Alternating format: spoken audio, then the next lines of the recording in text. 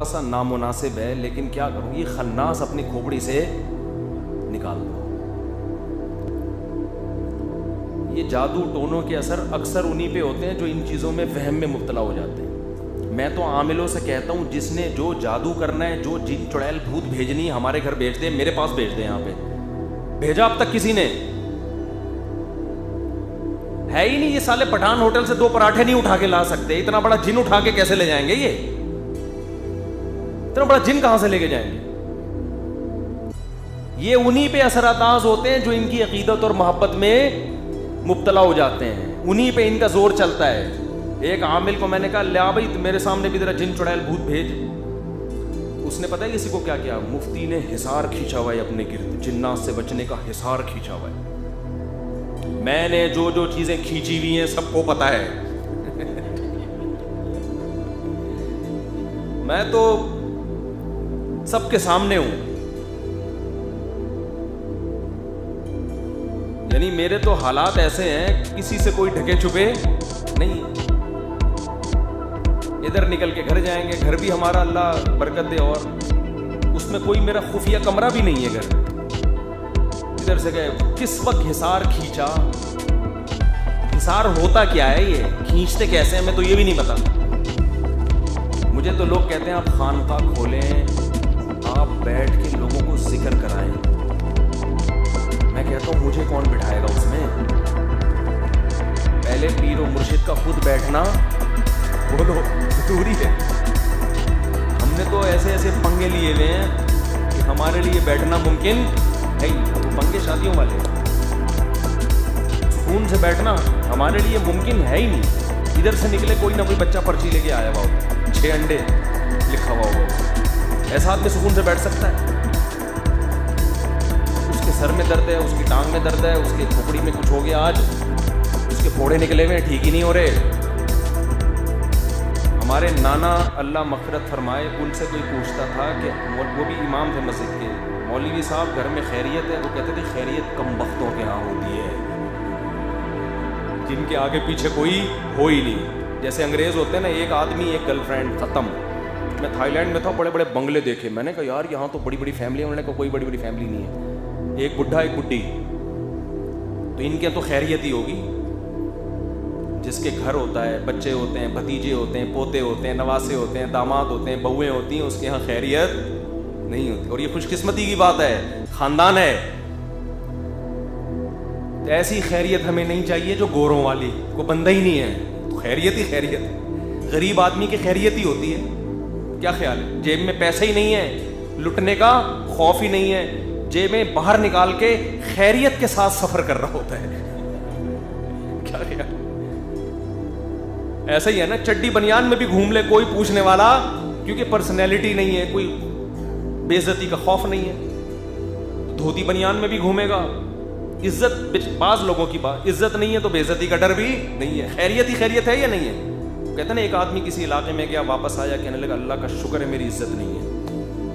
انہوں نے کہا کیوں اس میں شکر کی؟ کہہ رہے ورنہ آج بے عزتی ہو جاتی. ٹھیک ٹھاک، کیونکہ بے عزتی اسی کی ہوتی ہے جس کی عزت. تو جب عزت بھی نہیں ہے، دولت بھی نہیں ہے، شہرت بھی نہیں ہے، تو خیریت ہی خیریت. جیبیں نکال کے گھومو، کپڑے پہن کے گھومو، وداؤٹ لباس گھومو، خیریت ہی خیریت. تو یہ جو فیملی پلاننگ والے تمہیں بتا رہے ہیں نا 2 بچے ہی اچھے، اس میں یہ والی خیریت ہے کہ نہ کوئی خاندان ہے، نہ کوئی عزت ہوگی، نہ کوئی گھر میں محبت ملے گی، کتوں سے دل بہلاؤ گے، تو خیریت ہی خیریت ہے. اللہ سے ایسی خیریت سے پناہ مانگا کرو جو انگریز والی خیریت ہے. اللہ سے، جاپانیوں کے بڈھے جو آپ جا کے دیکھو، خیریت ہی خیریت ہے گھر میں. اس خیریت سے بور ہو جاتے ہیں، بندے بلواتے ہیں رینٹ پہ اپنی تنہائی دور کرنے کے لیے. جاپان میں جیسے ہمارے ہاں اوبر اور کریم ملتی ہے نا رینٹ پہ، ان کے ہاں بندہ ملتا ہے رینٹ پہ. یہ نسل تو ہے نہیں اب آؤ یار بڑھاپے میں کچھ، وہ 1 گھنٹے کے پیسے لیتا ہے. 1 گھنٹے میں آپ سے گپ شپ لگائے گا، جیسے ٹائم پورا ہوا چلو بھائی. یہ والی یہ خیریت تو اس کے یہاں بھی ہے. تو ہمیں حصار کھینچنے کا ٹائم بولو.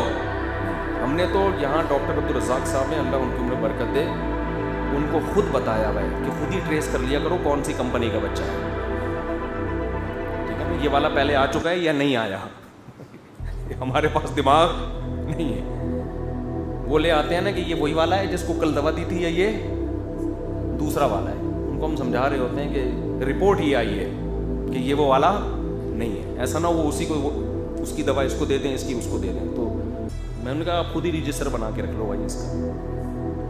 تو ہمارے نانا کا ملفوظ یاد رکھا کریں. اللہ ان کی عمر 99 سال میں فوت ہوئے ہیں ماشاء اللہ, اور ارادہ 99 میں بھی فوت ہونے کا نہیں تھا, اتنی صحت اچھی تھی. 40-50 سال سے شوگر کے مریض تھے. خاندان بڑا تھا, سمجھتے ہو, بڑا خاندان ہونے سے ٹینشنیں ختم ہوتی ہیں. یہ جو ٹینشن ملتی ہے نا, اس کی مثال ایسے جیسے کھانا کھانے سے بھی ٹینشن ہوتی ہے, نیند آتی ہے, قضائے حاجت کا تقاضا ہوتا ہے, لیکن یہ باڈی کی ریکوائرمنٹ ہے.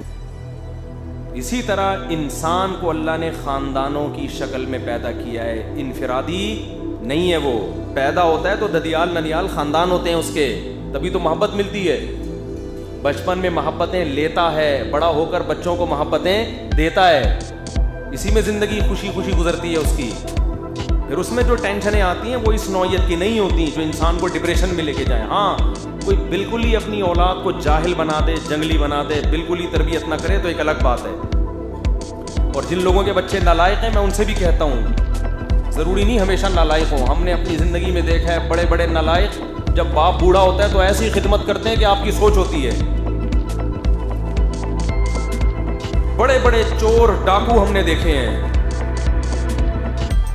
کہ جب باپ بوڑھا ہو گیا تو خدمت کا حق ادا کر کے دکھایا انہوں نے.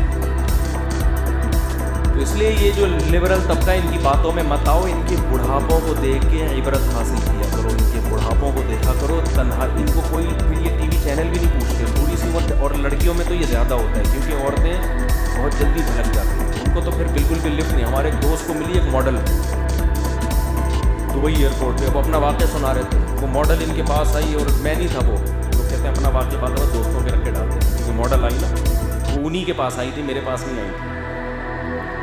تو ہمارے ایک دوست ہیں, ان کے پاس ایک ماڈل آئی, بیچاری ٹینشن میں, کہہ رہی پہلے جتنی ایڈورٹائزمنٹ کی کمپنیاں ہیں بھاری بھرکم قیمت دیتی تھیں مجھے اپنی پروڈکٹ کو پروموٹ کرنے کے لیے کہ آپ کی تصویریں لگائیں گے, ذرا یہ والا اسٹائل, یہ والا اسٹائل. کہہ رہی ہے میری عمر تھوڑی سی زیادہ ہوئی ہے, چہرے پہ اب وہ رونق نہیں رہی, بالکل میری ویلیو کیا ہو گئی, زیرو.